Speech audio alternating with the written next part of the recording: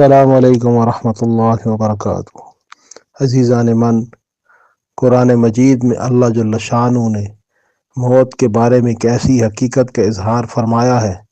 جس سے بہت سے لوگ ناآشنا ہیں۔ حالت نزع میں سے گزرنے والا شخص جن کیفیات میں سے گزر رہا ہوتا ہے، اس کے ارد گرد کھڑے افراد ان کا کوئی ادراک نہیں رکھتے۔ سورہ واقعہ میں اللہ جل شانہ کا ارشاد ہے، جب مرنے والے کی جان حلق تک پہنچ چکی ہوتی ہے اور تم آنکھوں سے دیکھ رہے ہوتے ہو کہ وہ مر رہا ہے، اس وقت اس کی نکلتی ہوئی جان واپس کیوں نہیں لے آتے؟ اس وقت تمہاری نسبت ہم اس کے زیادہ قریب ہوتے ہیں مگر تم کو نظر نہیں آتے۔ موت کے بارے میں ایک اور حقیقت جس کا انکشاف رب ذوالجلال نے کیا ہے، وہ خوف اور دہشت ہے جس سے منکرین حق ان لمحات میں دوچار ہوتے ہیں۔ ارد گرد کھڑے ان کے اعضاء و اقربا اس دہشت کا مشاہدہ نہیں کر سکتے۔ قرآن حکیم نے یہ حقیقت یوں بیان فرمائی ہے، اور اس شخص سے بڑا ظالم اور کون ہوگا جو اللہ پر جھوٹا بہتان گھڑے یا کہے کہ مجھ پر وحی آئی ہے حالانکہ اس پر کوئی وحی نازل نہ کی گئی ہو، یا اللہ کی نازل کردہ چیز کے مقابلے میں کہے کہ میں بھی ایسی چیز نازل کر کے دکھا دوں گا۔ کاش تم ظالموں کو اس حالت میں دیکھ سکو جبکہ وہ سکرات الموت میں ڈبکیاں کھا رہے ہوتے اور فرشتے ہاتھ بڑھا بڑھا کر کہہ رہے ہوتے ہیں کہ لو نکالو اپنی جان، آج تمہیں ان باتوں کی پاداش میں ذلت کا عذاب دیا جائے گا جو تم اللہ پر تہمت ناحق بکا کرتے تھے اور اس کی آیات کے مقابلے میں سرکشی دکھاتے تھے۔ سورۃ توبہ میں رب کریم کا ارشاد ہے، ان کی مالداری اور ان کی کثرت اولاد تم کو دھوکے میں نہ ڈالے۔ اللہ نے ارادہ کر لیا ہے کہ اس مال و اولاد کے ذریعے سے ان کو اسی دنیا میں سزا دے اور ان کی جانیں اس حال میں نکلیں کہ وہ کافر ہوں۔ قرآن مجید میں بیان کردہ اس حقیقت کے مطابق ہو سکتا ہے کوئی منکر حق بظاہر بستر پر لیٹے لیٹے آرام سے مر جائے اور اس کے ارد گرد لوگ بھی خواہ یہی سمجھتے رہے کہ وہ بغیر کوئی تکلیف محسوس کیے دم توڑ گیا، لیکن اللہ جل شانہ ہمیں بتاتے ہیں کہ کافر یا منکر حق شدید اذیت کی موت مرتا ہے مگر اس کی اذیت کا مشاہدہ نہیں کر سکتے۔ فرشتے کفار کی روح جس طریقے سے قبض کرتے ہیں اس کا قرآن میں یوں ذکر آیا ہے، پھر اس وقت کیا حال ہوگا جب فرشتے ان کی روحیں قبض کریں گے اور ان کے منہ اور پیٹھوں پر مارتے ہوئے انہیں لے جائیں گے۔ یہ اسی لیے تو ہوگا کہ انہوں نے اس طریقے کی پیروی کی جو اللہ کو ناراض کرنے والا ہے اور اس کی رضا کا راستہ اختیار کرنا پسند نہ کیا، اسی بنا پر اس نے ان کے سب اعمال ضائع کر دیے۔ سورۃ انفال میں رب کریم کا ارشاد ہے، کاش تم اس حالت کو دیکھ سکتے جبکہ فرشتے مقتول کافروں کی روحیں قبض کر رہے تھے، وہ ان کے چہروں اور ان کے کولوں پر ضربے لگاتے جاتے تھے اور کہتے تھے، لو اب چلنے کی سزا بھگتو،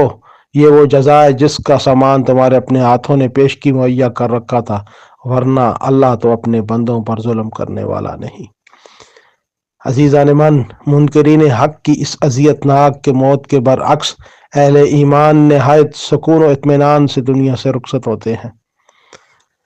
مثال کے طور پر ایک مومن جس نے ایک غزوے کے دوران حضرت صلی اللہ علیہ وسلم کے شانہ بشانہ جہاد میں حصہ لیا، ایک خنجر لگنے سے اس کا تمام ڈر اور خوف زائل ہو گیا، اس نے بےحد سکون کے ساتھ اپنی جان آفرین کے سپرد کر دی۔ اللہ جل شانہ ایک آیت میں مطلع فرماتے ہیں، اہل ایمان کی روحیں نہایت پاکیزگی کی حالت میں نکالی جائیں گی، فرشتے ان کا گرم جوشی سے خیر مقدم کریں گے اور انہیں بہتر سلوک کی خوشخبریاں سنائیں گے۔ قرآن حکیم میں اللہ جل شانہ نے اہل ایمان کی وفات کو یوں بیان فرمایا ہے، ان متقیوں کو جن کی روحیں پاکیزگی کی حالت میں جب ملائکہ قبض کرتے ہیں تو کہتے ہیں سلام ہو تجھ پر،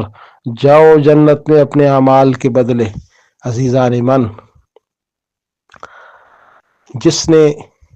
زندگی اللہ جل شانہ کے حکموں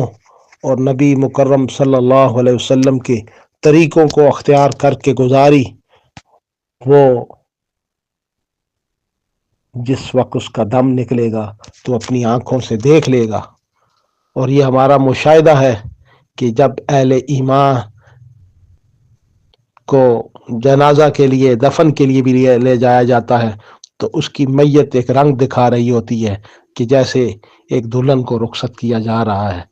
اور جو لوگ اللہ کی نافرمانیوں میں لگے رہے یا جنہوں نے کفر کیا، ان لوگوں کی میتوں کا جو حال ہوتا ہے، اللہ جل شانہ ہمیں ان سے محفوظ فرمائے، تو ان کا حال یہ ہوتا ہے کہ جیسے کسی کو زبردستی کسی سائڈ پہ لے جایا جا رہا ہو۔ عزیزو، جب ایک نیک صالح صاحب ایمان قبر میں جاتا ہے تو قبر اسے کہتی ہے کہ جب تو میرے اوپر چلتا تھا تو مجھے اچھا لگتا تھا، اب تو میرے پاس آ گیا ہے تو دیکھ میرا اکرام۔ پھر جہاں تک اس کی نظر جاتی ہے کھل جاتی ہے، اور جنت کی طرف سے دریچے کھل جاتے ہیں اور جنت کی ہوائیں آتی ہیں، اور وہ ایک دلہن کی طرح اپنی قبر میں سو جاتا ہے۔ اور جب ایک بدبخت کافر، اللہ کا باغی، اللہ کا دشمن جب مرتا ہے تو قبر اسے کہتی ہے کہ جب تو میرے اوپر چلتا تھا تو مجھے اس وقت بھی برا لگتا تھا، تو اب میرے پاس آ گیا، دیکھ میں تیرا کیا نشر کرتی ہوں۔ تو اس کو ایسے دباتی ہے، اس کی پسلیوں کے اندر پسلیاں داس جاتی ہیں، اور اس کے اوپر اژدہا بڑے بڑے سانپ مسلط کر دیتی ہے۔ عزیزو، یہ دنیا چند دن کی ہے، اللہ جل شانہ کے حکموں کو پورا کرنے کی فکر کی جائے، نبی کریم صلی اللہ علیہ وسلم کے طریقوں کو، مبارک طریقوں کو اختیار کیا جائے، یقین جانیے اللہ جل شانہ دنیا کو بھی اچھا کر دیں گے، اور آخرت تو یقینی اچھی ہو جائے گی، اور آخرت کی زندگی ہمیشہ ہمیشہ کی زندگی ہے۔ اللہ جل شانہ سے دعا ہے، اللہ جل شانہ ہمیں اسلام والی زندگی اور ایمان والی موت نصیب فرمائے، نبی کریم صلی اللہ علیہ وسلم کے مبارک طریقوں کے مطابق زندگی بسر کرنے کی توفیق نصیب فرمائے، آمین یا رب العالمین۔